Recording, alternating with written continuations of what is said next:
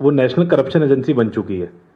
बार बार जब नीट का एग्ज़ाम होता है तो नई नई चीज़ें निकल कर आती हैं। आपने देखा होगा अभी सीबीआई ने एक नई एफआईआर करी, महाराष्ट्र के अंदर कुछ गिरफ्तारियां हुई। हाँ, ये मानते हैं हम कि बेल दे दी गई, लेकिन जो आरोप लगे वो बार बार ये दिखाते हैं कि जो नीट का एग्ज़ाम कराने के पीछे जो एजेंसी है एनटीए, जो बार बार शक के घेरे में है। पिछले साल का आपको नीट का समय याद होगा कि हमने बड़े पैमाने पर बार बार नीट के एग्ज़ाम में जो धांधली थी उजागर करी थी। और एनटीए खाली नीट को लेकर नहीं, जो भी एग्ज़ाम कराती है, सीयूटी का आप लोगों के सामने उदाहरण कि किस तरीके से पूरा डाटा लीक होता है। एग्ज़ाम कंडक्ट होने के बाद बच्चों के पास फ़ोन कॉल्स जाते हैं, मैसेज जाते हैं। कुछ मेरे मीडिया साथी हैं, इनके जो परिजन हैं जिन्होंने एग्ज़ाम दिया हो नीट का या सीयूटी का, वो खुद समझ पाएंगे कि किस तरीके से उनके पास फ़ोन कॉल्स मैसेज जाते हैं बाद में। तो आप समझ सकते हैं कि एक बड़ा डाटा लीक भी एनटीए कराता है। और जो ये एफआईआर हुई, आप उसमें देखेंगे, उसमें ओएमआर शीट की बात हुई। जिन लोगों ने पैसे दिए गए उनसे बार बार जो रैकेट हैं, जो कोचिंग अकेडमी के लोग भी कई बार देखने को मिलता है इसमें शामिल पाए जाते हैं। पहले पटना के अंदर भी कुछ गिरफ्तारियां हुई कि वो ओएमआर शीट को बदलने की बात करते हैं। तो सोचिए, जब ओएमआर शीट की सारी डिटेल उन माफियाओं के पास है जो पेपर लीक करवा रहे हैं, और नीट जैसे एग्जाम, तो आप सोचेंगे, मैं बात बार बार बोलता हूं, नीट कोई नॉर्मल एग्जाम नहीं है। नीट के एग्जाम के बाद देश के डॉक्टर बनते हैं, देश की जो हमारी हेल्थ इंफ्रास्ट्रक्चर है उसकी बैकबोन है। पता लगेगा आने वाले समय पर जब बीजेपी के नेता अस्पताल में एडमिट होंगे। मैं ये नहीं चाहता वो एडमिट हो, मैं उनकी अच्छी लंबी आयु की, अच्छी स्वस्थ की तो बीजेपी नेताओं की कामना करता हूं, लेकिन जब अस्पताल में एडमिट होंगे कहीं वो डॉक्टर का बैच ना पूछने लग जाए कि 2024 वाले बैच के डॉक्टर हैं, 2025 वाले बैच के डॉक्टर हैं, तो वो इलाज कराने में खुद संकोच करेंगे। जब इस तरीके से नीट की धांधली होगी तो किस तरीके के बच्चे आएंगे। और जो बच्चे डिजर्विंग थे, जो बच्चे मेहनत कर एग्जाम देते हैं, उनको फिर बहुत दर्द महसूस होता है जब इस तरीके की खबरें अखबार में छपती हैं कि इस बार भी जो नीट का एग्जाम हुआ वो बहुत बड़े शक के घेरे में कुछ गिरफ्तारियां हुई। इन सब चीजों को देखते हुए सरकार का काम था कि बड़े लेवल पर एनटीए के जो अधिकारियों की जांच करी जाए, और बार बार ये एनटीए शक के घेरे में आता, आपने देखा होगा, और न्यूज कटिंग्स के माध्यम से हमें भी बार बार देखने को मिलता है। तो बार बार जब एनटीए पर शक का घेरा आता है तो ऐसी क्या मजबूरी सरकार के सामने है कि बार बार वो एनटीए को प्रोटेक्ट करने पर लगती है, और कोई भी बड़ी जांच अभी तक एनटीए पर नहीं बिठाई गई है। और ये हर साल का एक कॉमन तरीका हो गया कि एफआईआर होती है, एफआईआर के बाद लीली पोती करी जाती है और उस मुद्दे को डिलीट करा जाता है। तो हमारा इमीडिएटली ये है कि एनटीए के बड़े लेवल पर जांच हो, वरना जिस तरीके से पहले भी हम लोगों ने एनटीए के बाद प्रदर्शन करा था, हम पे एफआईआर करी गई, एनटीए बार बार उस एफआईआर को परस्यू भी करता है कि इन पे और भी चार्जेस फ्रेम हो, तो हम डरने वाले नहीं हैं। लेकिन ये बात सिद्ध हो गई है कि नेशनल टेस्टिंग एजेंसी बड़े शक के घेरे में और नेशनल करप्शन एजेंसी बन चुकी है। तो तुरंत या तो उसको डिलीट करी जाए या बड़े लेवल पर इसकी जांच करी जाए। और नीट की तो परीक्षा आपने देखा होगा, इस बार भी जो गिरफ्तारियां हुई हैं वो शक के घेरे में है। अगर एफआईआर हुई थी एंटी करप्शन में तो एफआईआर किस व्याप पर हुई, और एफआईआर हुई है तो कहीं ना कहीं कुछ तो धांधली है। और ये जो ओएमआर शीट का खेल है, ये खेल बहुत अच्छे से समझ आ रहा है। तो मैं इसके बाद संक्षेप में हमारे जो प्रभारी हैं कन्हैया कुमार जी, वो भी अपनी बात रखेंगे। बात बहुत क्लियर है कि national testing agency corruption agency बन चुकी है। तुरंत बड़े लेवल पर इस पर कार्रवाई होनी चाहिए और जांच होनी चाहिए इनके जो आला अधिकारी हैं उनकी। अब मैं कन्हैया जी से निवेदन करता हूं वो अपनी बात रखें।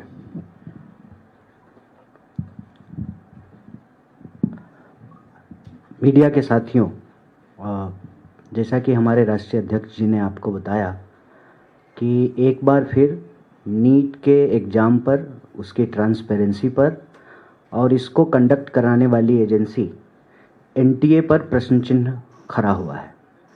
और ये प्रश्न हम नहीं उठा रहे हैं, ये प्रश्न सीबीआई के एफआईआर से उठा है।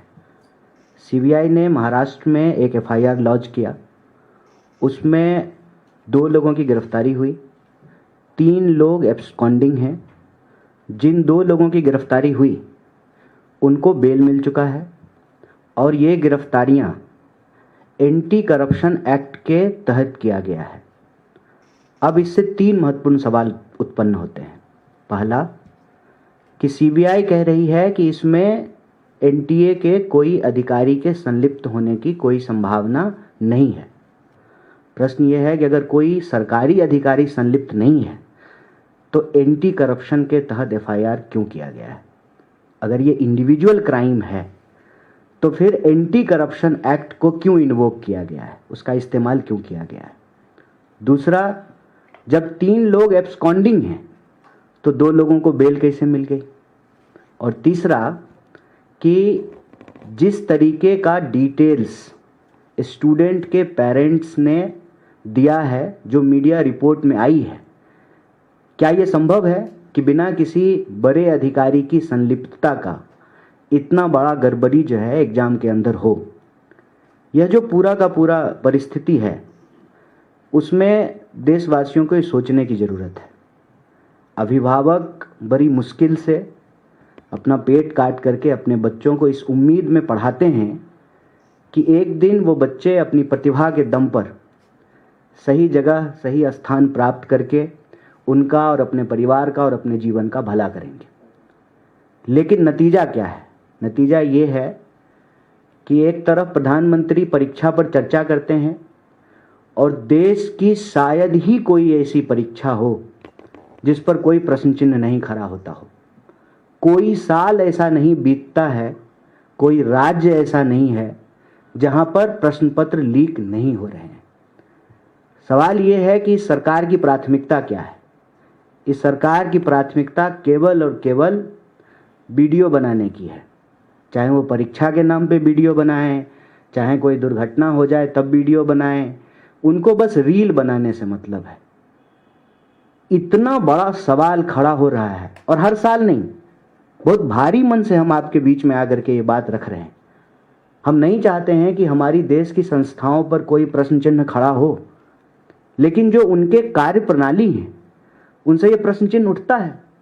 कोई साल ऐसा नहीं है जब नीट को लेकर के विवाद नहीं होता है। पिछले साल भी इसी महीने में नीट को लेकर के विवाद हो रहा था। इस साल फिर जब रिजल्ट आया है तो जो है ये विवाद शुरू हो गया है।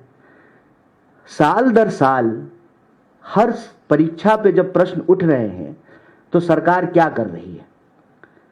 क्या प्रधानमंत्री की प्राथमिकता सिर्फ चर्चा करने की है, या इस देश में परीक्षाएं ट्रांसपेरेंट तरीके से हों और विद्यार्थियों के मन में और उनके अभिभावकों के मन में कोई शक नहीं हो?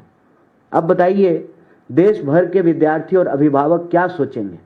उनके मन में ये आएगा ना कि क्या पता हमारा भी OMR सीट बदल दिया गया, क्या पता हमारी सीट किसी और को बेच दी गई हो। और इतनी निराशा का ही नतीजा है कि 1 घंटे में 2 नौजवान आत्महत्या करने को विवश हैं इस देश में, और सरकार बिल्कुल भी इस पर कान देने को तैयार नहीं है। NTA पे प्रश्न सिर्फ नीट के एग्जाम कंडक्ट कराने को लेके नहीं है। जैसा कि अध्यक्ष जी ने कहा, आप CUET की पूरी प्रक्रिया को देख लीजिए।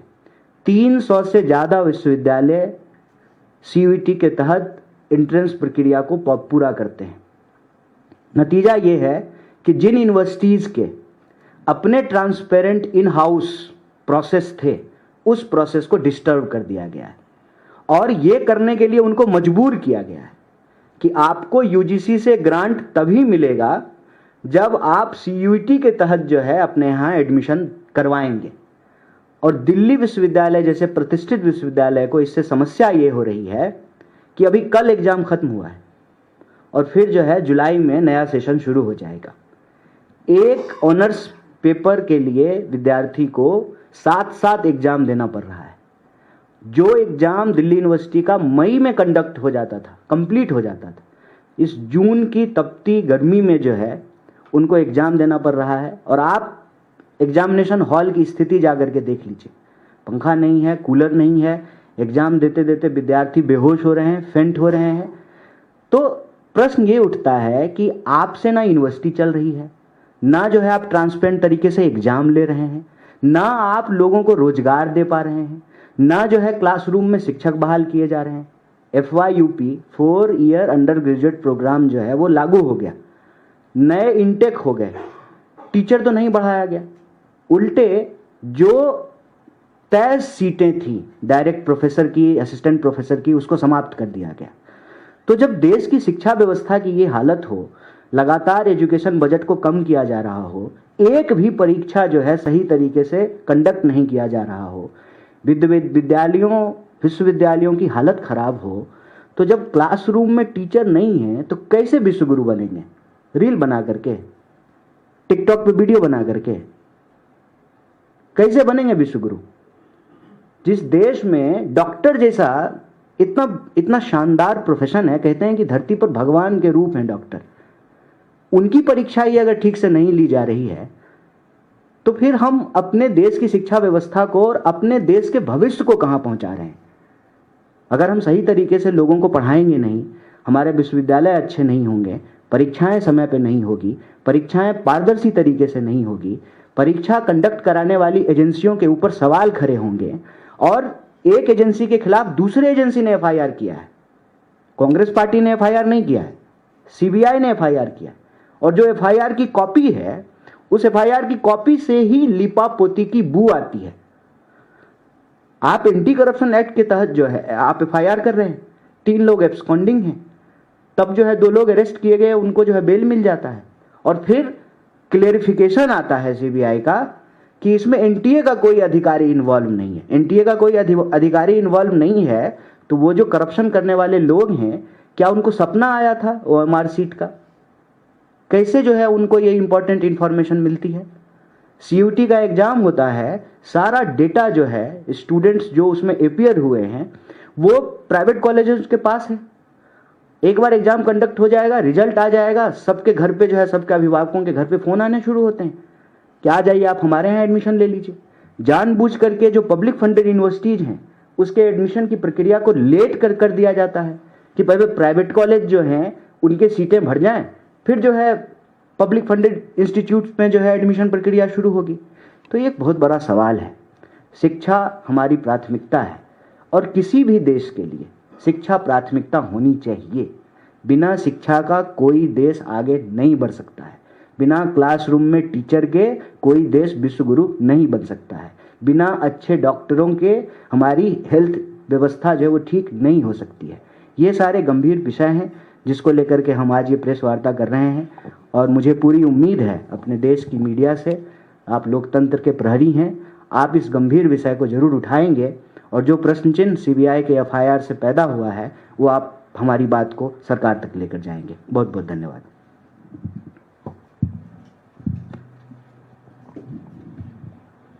साथी के कोई सवाल? हाँ, इससे पहले भी आपने प्रेस कॉन्फ्रेंस की है ऐसे मसले को लेकर, जो पेपर लीक का मसला हो, चाहे तमाम हो, चाहे बिहार का मसला हो, चाहे कहीं और का। लगता नहीं कि सड़क पर उतरने की जरूरत है ऐसे मुद्दों को लेकर, क्योंकि अब बहुत दिन हो गया, एक नहीं कई एक मामले आ गए, अब सिर्फ मुद्दा उठाने से काम नहीं बन रहा, लगातार लीकेज हो ही रहा है। आप कह रहे हैं सीबीआई उनकी एजेंसी वो भी लिपापोती कर रही है, तो है क्या ऑप्शन आपके पास, क्या है?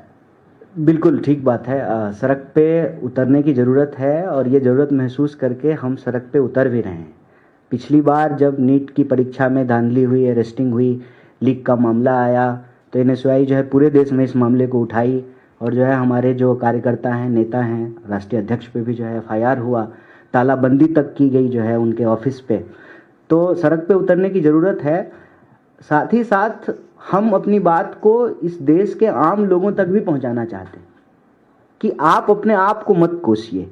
ये गलती अगर किसी और की है उसकी सजा आप अपने आप को मत दीजिए।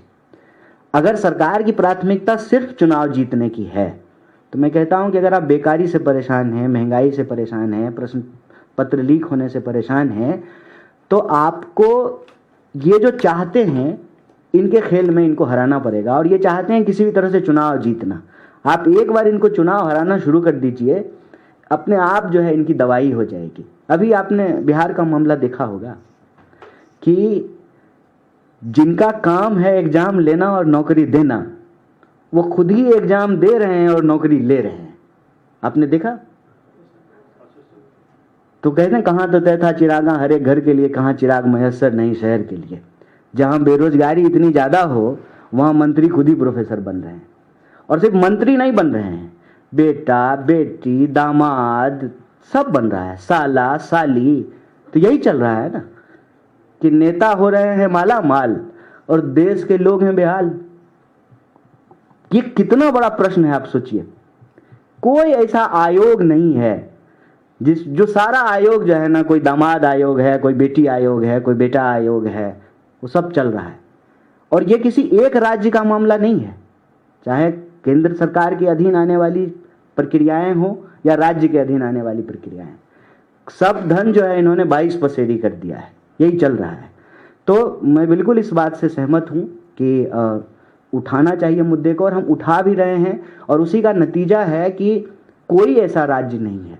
अभी राजस्थान में NSY के स्टूडेंट्स के ऊपर FIR हुआ, स्टूडेंट लीडर पे FIR हुआ, अरेस्टिंग हुई, फिर जो है कोर्ट से जो है जमानत मिला। अभी बिहार में जो अभी NSY के पटना यूनिवर्सिटी के जो इलेक्शन में कैंडिडेट थे उनके ऊपर FIR हुआ, अरेस्टिंग हुई। तो कोई ऐसा जिला नहीं है, कोई ऐसा राज्य नहीं है जहां NSY इन मुद्दों को उठा नहीं रही है और NSY के ऊपर कार्रवाई नहीं हो रही है। बिल्कुल लड़ने की ज़रूरत है। साथ ही साथ इस लड़ाई में देशवासियों को भी शामिल होने की ज़रूरत है, और उन तक यह आवाज़ पहुंचाने के लिए ये मुद्दा हम आपके बीच रख रहे हैं। कन्हैया जी, आपने कई बार इस मुद्दे को उठाया, पिछले साल भी आप लोगों ने प्रोटेस्ट किया था, कई जांच की जो है NTA को लेकर मांग की थी, क्योंकि आगामी दिनों में बिहार के विधानसभा चुनाव भी हैं। क्या कांग्रेस पार्टी अब रूपरेखा चेंज करेगी इन तमाम मुद्दों को लेकर, क्योंकि आप लोग प्रोटेस्ट तो कर रहे हैं लेकिन सरकार कहीं ना कहीं अभी भी कोई कार्रवाई नहीं कर रही? इसके अलावा आप लोग किस तरह से इन मुद्दों को उठाएंगे और बिहार विधानसभा चुनाव में क्या रूपरेखा रहेगी इसको लेकर? देखिए, सबसे पहले तो क्या करेंगे ये तो बाद का विषय है, क्या किया है उसके बारे में हम एक बात आपको बता दें।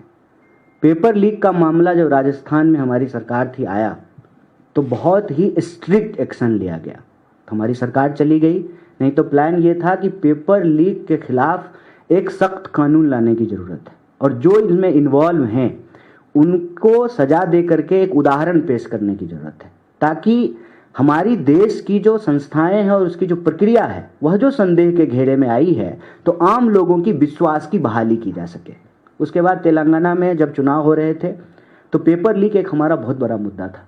नौकरी देना और नौकरी देने वाले एग्जाम को सही तरीके से कंडक्ट कराना, और आप देखिए कि वहाँ पे जो है कैलेंडर बाकायदा जारी किया गया है और पेपर लीक करने वालों के खिलाफ जो है एक सख्त कानून बनाया गया है। तो जो किया है वो उससे ये प्रेसिडेंस सेट होता है कि हमारी सरकार जहाँ भी आएगी इस देश में नौकरी देना, आम लोगों को अच्छी शिक्षा देना। आप यूनिवर्सिटी के और हॉस्टलों की हालत जा करके देखिए। पिछली बार भी हमने ये विषय आपके सामने रखा था कि जो वेलफेयर हॉस्टल हैं उस वेलफेयर हॉस्टल में जो पानी आता है वो धोने लायक नहीं है, पीने का तो छोड़ दीजिए। पानी की जो गुणवत्ता है, जिस कंडीशन में वहाँ स्टूडेंट रह रहे हैं, जिस तरीके का उनको खाना मिल रहा है, कहते हैं डिजिटल इंडिया। देख लीजिए जा करके कि हॉस्टलों में कितना जो है वाईफाई दिया गया है, कितना जो है उनको फ्री इंटरनेट की व्यवस्था दी गई है।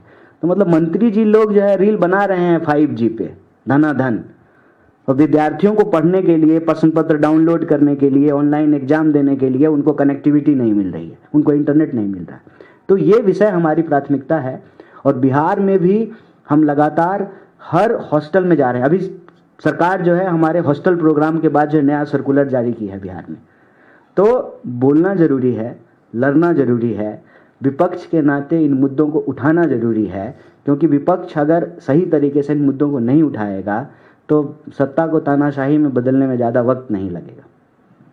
कन्हैया, एक सवाल दूसरे विषय पर है लेकिन धांधली से ही जुड़ा हुआ है। विपक्षी पार्टियां लगातार चुनाव में वोटिंग को लेकर धांधली की बात कहती रही है कि मशीन के जरिए ये लोग जीत रहे हैं। बॉम्बे हाई कोर्ट ने एक याचिका को खारिज कर दी है जिसमें ये कहा गया था कि राज्य विधानसभा चुनाव को रद्द घोषित किया जाए क्योंकि कई बूथों पर फर्जी वोटिंग की गई, और ये कहकर मुंबई हाई कोर्ट ने इस याचिका को खारिज की है कि ऐसी कोई जानकारी या ऐसा कोई प्रूफ हमारे सामने नहीं आया है। देखिए, एक ना बड़ा मजेदार चीज हो रहा है इस देश में। चोट लगे तुझको तो दर्द मुझे होता है। प्रश्न पूछिए ईडी पे, जवाब बीजेपी से आएगी। प्रश्न पूछिए इलेक्शन कमीशन पे, जवाब बीजेपी से आएगी। आप इस देश की किसी संस्था की प्रक्रिया पे प्रश्न उठाइए, जवाब बीजेपी पे आएगी। इस प्रेस कॉन्फ्रेंस के बाद हमने प्रश्न उठाया है NTA पे, जवाब बीजेपी से आएगी।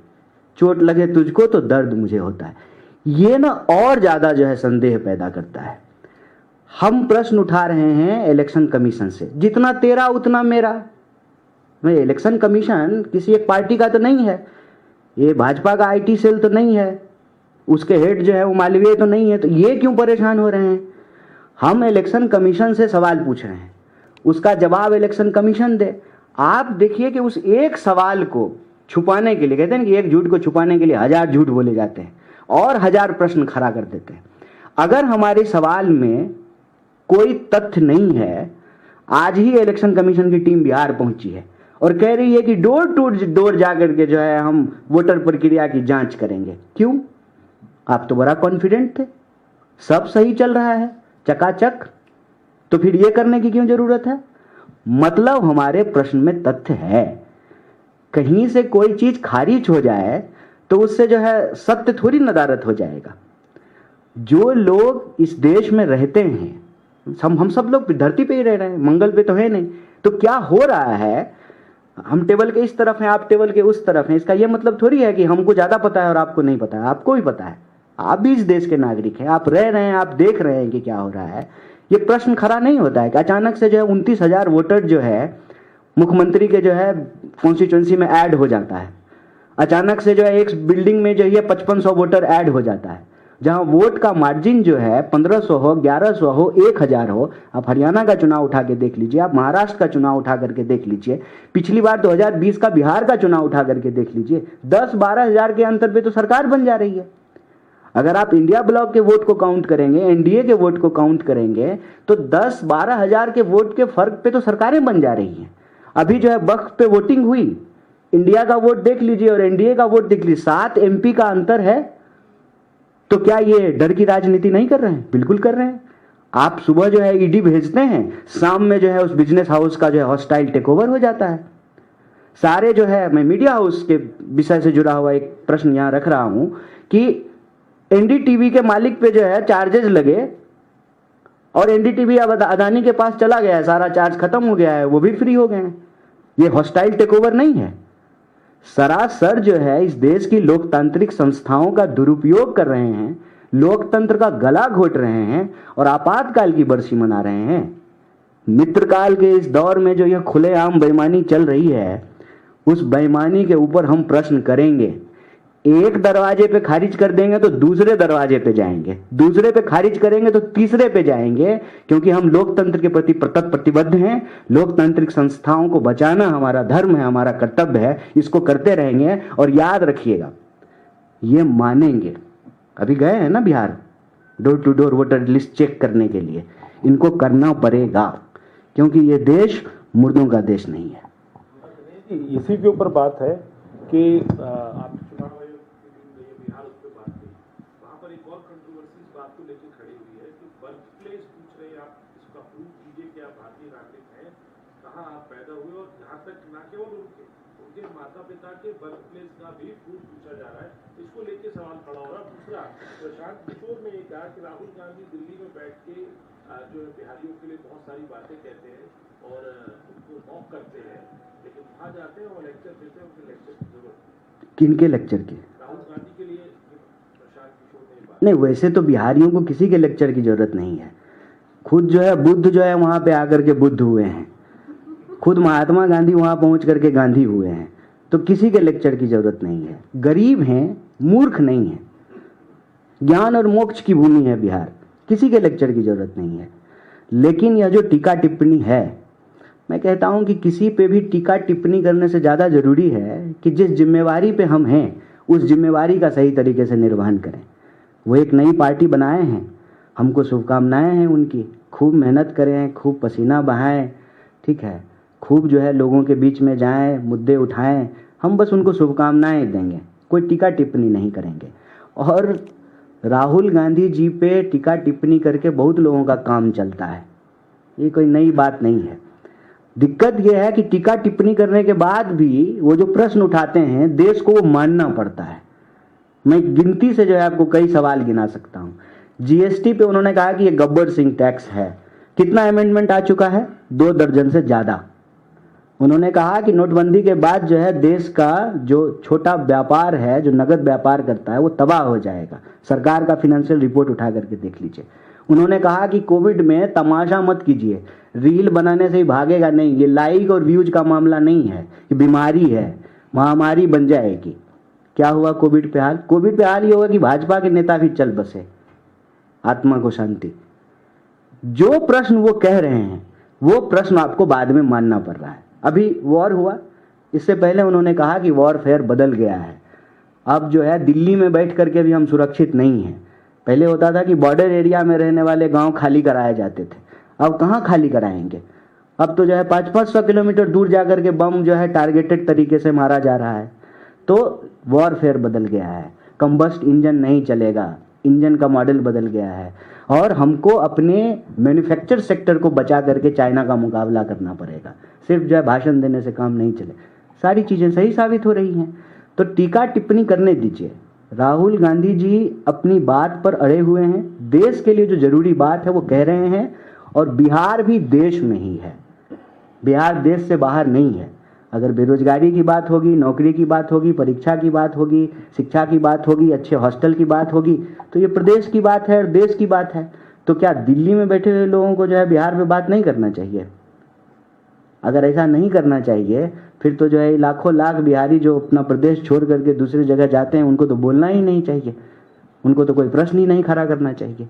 ये एक ग्लोबलाइजेशन के इस दौर में लोग बिहार में बैठ करके अमेरिका में चलने वाला ट्विटर चला रहे हैं, उस दौर में जो है ये प्रश्न पता नहीं कैसे किया जाता है। देश की धरती, विदेश की धरती, वो तो कह रहे हैं कि बिहार आकर के नहीं बोलना चाहिए। कुछ दिन पहले बीजेपी कह रही थी कि लंदन जाकर के नहीं बोलना चाहिए। तो क्या करना चाहिए नेता प्रतिपक्ष को? प्रधानमंत्री जी की तरह सिर्फ रील बनाना चाहिए? विपक्ष का काम है सरकार से सवाल पूछना, वो हम पूछ रहे हैं। आप भी अगर विपक्ष में हैं, अगर आपका क्लेम है कि आप विपक्ष में हैं, अगर कोई सेटिंग नहीं है तो आप भी प्रश्न पूछिए सरकार से, क्या दिक्कत है? कन्हैया जी आपने वॉर की बात की तो एक छोटा सा सवाल है कि बिलावल भुट्टो ने धमकी दी है कि अगर सिंधु जल समझौता बहाल नहीं हुआ तो भारत पर अटैक करना चाहिए पाकिस्तान। कौन बिलावल भुट्टो? पाकिस्तान के जो है बिलावल भुट्टो होगा, वो भी कोई दामाद बेटा, वहाँ भी आयोग चलता है, दामाद आयोग, बेटा आयोग, क्या उस सब पे बात करना है? हम 140 करोड़ लोगों के देश में हैं, हमको जो है उसकी बात सुनने की जरूरत है। कहते हैं ना कि वो अपना देख ले, शेख अपनी अपनी देख। वो हमारे बारे में बात करने वाला कौन होता है भाई? कौन है वो? क्यों उसको हम इंटरटेन करेंगे? कन्हैया जी, आज संघाई में एससीओ कॉर्पोरेशन में डिफेंस मिनिस्टर राजनाथ सिंह गए हैं और उन्होंने डॉक्यूमेंट साइन करने से मना कर दिया क्योंकि जो बाकी कंट्रीज थे उन्होंने एक स्ट्रॉन्ग स्टैंड नहीं लिया पाकिस्तान के खिलाफ, तो इसलिए उन्होंने डॉक्यूमेंट साइन नहीं किया। अच्छा किया। अगर ऐसी हरकत रहे तो मीटिंग में भी नहीं जाना चाहिए। मैं कहता हूं भारत एक संप्रभु राष्ट्र है, हमको किसी की पंचायती की क्या जरूरत है? मैं तो कहता हूं कि जो है इतना ही स्ट्रॉन्ग स्टेटमेंट ट्रंप के खिलाफ भी बोलना चाहिए। काहे घबरा रहे हैं मालूम नहीं कि कोई हमारा घर थोड़ी चला रहा है। हम एक स्वतंत्र राष्ट्र हैं, हमारे देश में लोकतंत्र है, इतना बड़ा राष्ट्र है, सब कुछ है हमारे पास, क्या नहीं है? क्यों हम किसी की दादागिरी सुनेंगे? हम कहते हैं कि ऐसा बिहेव करे तो किसी के मीटिंग में भी जाने की जरूरत नहीं है। बंद कीजिए जो है अपने बाजार को उनके लिए, 1 मिनट में सीधा हो जाएंगे। 140 करोड़ लोगों का देश जिसके पास इतना बड़ा मार्केट हो, कोई हमको आंख नहीं दिखा सकता है। इसके लिए एक्चुअली आत्मविश्वास होने की जरूरत है, वो ये लैक करते हैं। अगर यह सरकार अपने आप पे भरोसा करे, देश के लोगों पे भरोसा करे, देश की विपक्ष पे भरोसा करे और देश की जो ताकत है, जो शक्ति है, उस पे भरोसा करे, मतलब किसी के सामने झुकने की जरूरत नहीं है। क्यों झुकेंगे किसी के सामने? और हमारा झुकने का इतिहास भी नहीं रहा है। हम ना किसी को छेड़ते हैं और ना कोई हमको छेड़ेगा तो उसको बर्दाश्त करेंगे। यही भारतीय एटीट्यूड है और यही भारतीय परंपरा और यही भारतीय संस्कृति है। हम आपको परेशान नहीं करेंगे, लेकिन आप हमको परेशान करेंगे तो हम आपके सामने झुकेंगे भी नहीं। यही स्वाभिमान है। कन्हैया जी, एक सवाल है, क्योंकि आप बिहार से आते हैं और आपने अपनी शुरुआत भी वहीं से की है। बिहार में आगामी दिनों में विधानसभा चुनाव होने हैं। कांग्रेस पार्टी लगातार बोलती है कि नए चेहरों को मौका देना चाहिए चुनावी प्रक्रिया में, चुनाव लड़ने के लिए। तो क्या कन्हैया कुमार भी बिहार विधानसभा चुनाव में हमें एक चेहरे के तौर पे नजर आएंगे? हम नया कैसे हैं, मतलब ये मुझे बताइए। हम 2 चुनाव लड़ चुके हैं। नहीं तो बिहार विधानसभा चुनाव में आप दिखेंगे, आपका चेहरा रहेगा, आपका मन है कि आप चुनाव लड़ना चाहेंगे वहां पे? नहीं, चेहरा मतलब देखिए, सारा प्रेस कॉन्फ्रेंस का जो है ना विषय जो है आप कहीं और पहुंचा दिए। बात चेहरे की नहीं, मुद्दे की है। मुद्दा इंपॉर्टेंट है। चेहरा का क्या करेंगे? मॉडलिंग कंपटीशन हो रहा है, चेहरा दिखाएंगे। चुनाव जब होगा तब पता चलेगा। और ये हम तय करेंगे कि चुनाव लड़ेंगे, इसको तय करने की एक प्रक्रिया होगी। बिहार में टिकटों को लेकर के कांग्रेस पार्टी ने एक प्रक्रिया शुरू की है। हम इंटरनली जो है सारे जो संभावित प्रत्याशी हैं जो चुनाव लड़ना चाहते हैं उनको अप्लाई करने के लिए कहा है और ये ऑनलाइन अवेलेबल है। इवन आप भी अप्लाई कर सकते हैं। बाकी आपको मिलेगा कि नहीं मिलेगा वो बाद में प्रक्रिया से तय किया जाएगा। ट्रांसपेरेंट तरीके से लोग अप्लाई कर रहे हैं, टिकट मिलेगा, चुनाव लड़ेंगे। ऐसे ही बैठ करके कोई कैसे तय कर लेगा कि हम चुनाव लड़ेंगे? ये मतलब बीजेपी थोड़ी है कि अमित शाह से दोस्ती है तो टिकट मिल जाएगा कहीं से भी, ऐसा नहीं चलेगा। Kanhaiya ji, recently Amit Shah told that those who speak English in India would be shameful one day. What is your opinion on that? Actually, he is very shameful. He is shameful while he has listened the English speaking capability of his own son. Have you listened it? जैसा कि अंग्रेजी आपने सुनी है, पढ़ के भी नहीं पढ़ पा रहा था। तो वो देश को ना अपने बच्चे जैसा ही बनाना चाहते हैं, इसीलिए उनको शर्म आ रही है। मैं थ्रू आउट हिंदी मीडियम में पढ़ा हूँ, मुझे बिल्कुल शर्म नहीं आती है। अंग्रेजी आज की ज़रूरत है। अंग्रेजी आज आपको ग्लोबल मार्केट में कैपेबल बनाता है, आपको नौकरियां मिलती हैं। अगर ऐसा नहीं है तो इस सब मंत्री का बच्चा जो है संस्कृत स्कूल में क्यों नहीं पढ़ता है? सब ऑक्सफोर्ड में पढ़ने जा रहा है, कैम्ब्रिज में पढ़ने जा रहा है, मैसाचुसेट्स में पढ़ने के लिए जा रहा है। ये देश को मूर्ख बना रहे हैं। ये मूर्ख इसलिए बना रहे हैं ना कि मूर्ख बना देंगे तभी तो मूर्खों के राजा रहेंगे, मूर्खों के सरदार। क्यों शर्म आएगी अंग्रेजी पढ़ने में, और क्यों जो है अंग्रेजी नहीं पढ़ना चाहिए? तो इस बात के लिए स्वाभिमान करना चाहिए कि दंगाई होइए, अपराधी होइए, बलात्कारी होइए, मर्डर करके आइए, अब यही क्वालिटी होगा। ये जो है ये नॉलेज विरोधी क्यों है? क्योंकि खुद नॉलेज नहीं है। और मैं कहता हूं कि देश के लोग सावधान हो जाइए, ये जैसा आपको बना देंगे। पढ़ करके अंग्रेजी नहीं पढ़ रहा था, वो वीडियो अवेलेबल है, जाके देखिएगा। तो वो वीडियो वो भी देख लिए थे, पप्पा ने बेटा का वीडियो देख लिया, इसीलिए उनको शर्म आ रहा है, हम लोगों को नहीं आ रहा है। थ्रू आउट हिंदी पढ़े हैं, ठीक है ना, और हिंदी पे गर्व भी है, लेकिन किसी दूसरी भाषा का अपमान नहीं करते हैं। हमारी देश की अनुसूची में, संविधान की अनुसूची में 22 से ज़्यादा भाषाएं हैं। हम चाहते हैं कुछ और भाषाएं उसमें शामिल हो जाए, क्यों नहीं पढ़ेंगे? कई सारी भाषाएं। और पता है ये तो वो अटल बिहारी वाजपेयी के भी खिलाफ हैं, अपनी पार्टी के नेता के खिलाफ। उनको कई भाषाएं आती थी, अटल बिहारी वाजपेयी को कई भाषाएं आती थी, और पहले ये क्वालिटी होता था नेता को। अरे जानते हो ये 7 भाषा जानते हैं, ये 8 भाषा जानते हैं। अब क्वालिटी क्या है? दंगा करा सकते हो, हिंदू मुसलमान करा सकते हो, चोरी बेईमानी आता है। ये देश को मूर्ख बना रहे हैं। बिल्कुल अंग्रेजी पढ़िए। मैं हिंदी मीडियम पढ़ करके आया हूं, मुझे पता है कि कितनी तकलीफ होती है, बहुत मेहनत करनी पड़ती है। आजकल जो साथ में लोग मोबाइल जैसे लेके घूमते हैं ना, हम लोग पॉकेट डिक्शनरी लेके घूमते थे। सामने से कोई अंग्रेजी बोलता था, कहते 1 मिनट रुको, पहले डिक्शनरी निकालते थे, फिर देखते थे, फिर आगे कॉन्वर्सेशन कंटिन्यू करते थे। बचपन से अंग्रेजी पढ़नी चाहिए, सबको अंग्रेजी पढ़नी चाहिए। और ये सब नेता अपने बच्चों को अंग्रेजी पढ़ाता है, कोई संस्कृत स्कूल नहीं भेजता है। इनकी चाल में नहीं फंसना है, हिंदी का सम्मान करना है। हिंदी हमारी भाषा है, उसका हमेशा सम्मान करेंगे, लेकिन दूसरी किसी भी भाषा का अपमान नहीं करेंगे। और आज की तारीख में अंग्रेजी पढ़ेंगे तो ग्लोबल मार्केट में कैपेबल रहेंगे। ये जॉब ओरिएंटेड भाषा है। मेरे ख्याल से हो गया। Thank you. अंग्रेजी